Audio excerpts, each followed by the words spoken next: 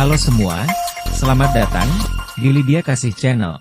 Saya Bang Noel, dan di sini saya akan membagikan video mengenai sekali selamat, tetap enjoy melakukan dosa, tetapi mau masuk surga. Ini pembahasannya. Tonton sampai habis ya, yang pastinya sangat bermanfaat bagi pengetahuan iman saudara. Tidak usah berpanjang lebar, mari kita mulai. Surat Efesus pasal 2 ayat 7-10. 7. Supaya pada masa yang akan datang, Ia menunjukkan kepada kita kekayaan kasih karunia-Nya yang melimpah-limpah, sesuai dengan kebaikan-Nya terhadap kita dalam Kristus Yesus. 8. Sebab karena kasih karunia kamu diselamatkan oleh iman, itu bukan hasil usahamu, tetapi pemberian Allah.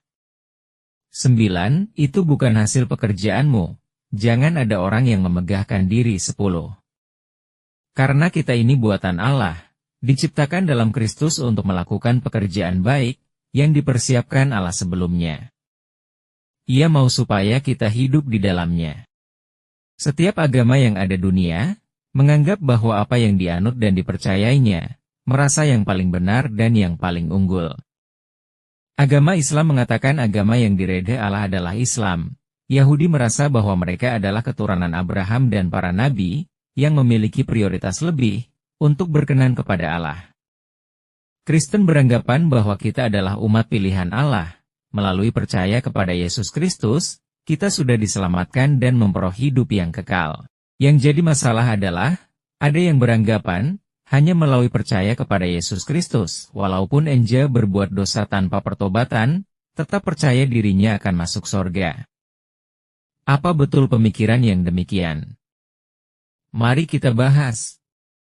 Di dalam kitab Yohanes 3 ayat 6 supaya setiap orang yang percaya kepadanya tidak binasa, melainkan beroleh hidup yang kekal. Ayat ini tidak berdiri sendiri, karena ayat-ayat dalam Alkitab Perjanjian Baru, terikat satu sama lain. Tidak bisa hanya menafsirkan hanya satu ayat saja, dan dijadikan acuan sebagai kebenaran mutlak. Memang kita orang yang percaya kepada Yesus Kristus sebagai Juru Selamat, sudah ditebus dosanya dan lahir baru, berpindah dari kerajaan gelap ke kerajaan terang.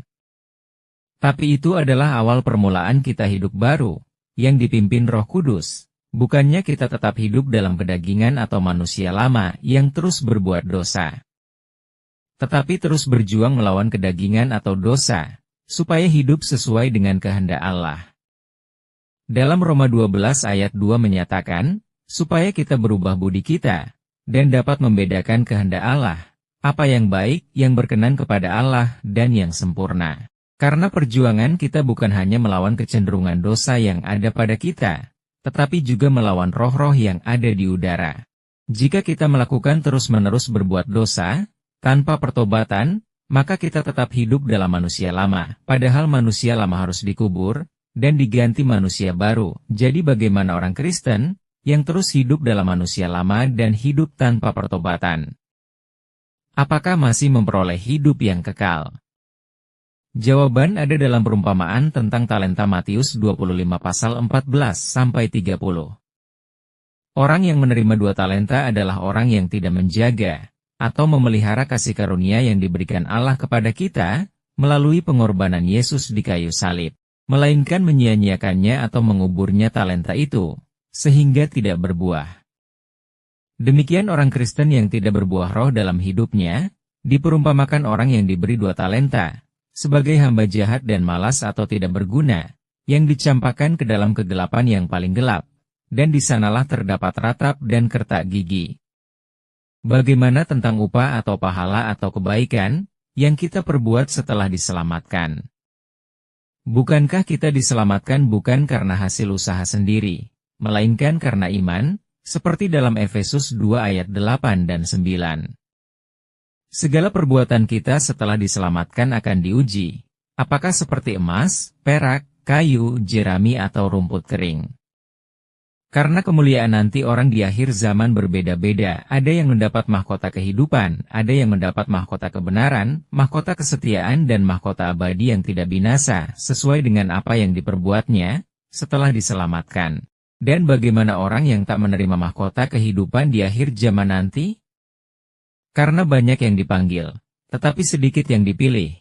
Seperti perumpamaan tentang perjamuan kawin dalam Matius 22 ayat 1-14, orang yang tidak melakukan kehendak Allah setelah diselamatkan ibarat orang yang dipanggil ke perjamuan pesta raja, tetapi tidak berpakaian pesta. Orang yang memakai pakaian pesta, adalah seperti dalam Wahyu 3 ayat 5 menyatakan, barang siapa menang, ia akan dikenakan pakaian putih yang demikian, aku tidak akan menghapus namanya dari kitab kehidupan, melainkan aku akan mengaku namanya di hadapan Bapakku dan di hadapan para malaikatnya. Bagaimana orang yang tidak memakai pakaian pesta? Di ayat 13 menyatakan, lalu kata raja itu kepada hamba-hambanya, ikatlah kaki dan tangannya, dan campakkanlah orang itu yang dalam yang paling gelap. Di sanalah terdapat ratap dan kertak gigi. Sama seperti perumpamaan tentang talenta, orang yang tidak memelihara kasih karunia, tidak mendapatkan upah di sorga. Apa maksudnya dalam Matius 25 ayat 33, dan ia akan menempatkan domba-domba di sebelah kanannya, dan kambing-kambing di sebelah kirinya. Apakah domba-domba, orang percaya Kristus dan kambing-kambing, orang tidak percaya Kristus? Bukan, kambing-kambing maksudnya adalah, semua bangsa-bangsa yang menerima Yesus Kristus sebagai Tuhan dan Juru Selamat, tetapi ia tidak melakukan buah kasih selama hidup di dunia ini. Tuhan Yesus membuat perumpamaan, ketika aku haus engkau tidak memberi aku minum, ketika aku lapar engkau tidak memberi aku makan, ketika aku sakit engkau tidak menjenguk, dan ketika aku telanjang engkau tidak memberi aku pakaian. Karena setiap orang yang melakukannya di dalam kasih yang tulus, engkau telah melakukan juga terhadap aku, kata Tuhan Yesus. Lakukanlah segala sesuatu untuk Tuhan dan bukan manusia karena besar upahmu di sorga. Karena dasar keimanan Kristen adalah kasih, yaitu mengasihi Allah dan mengasihi manusia. Lukas 10 ayat 27 menyatakan kasihilah Tuhan Allahmu dengan segenap hatimu, dan segenap jiwamu, dan dengan segenap akal budimu, dan kasihinilah sesama manusia seperti dirimu sendiri.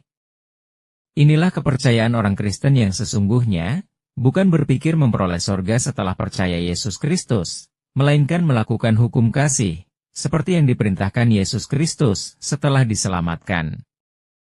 Kemuliaan bagi Allah di sorga, amin. Kiranya pada tahun baru 2025 ini, kita semakin giat mengenal akan kebenaran, dan pengetahuan tentang Yesus Kristus sebagai Tuhan dan Juru Selamat kita.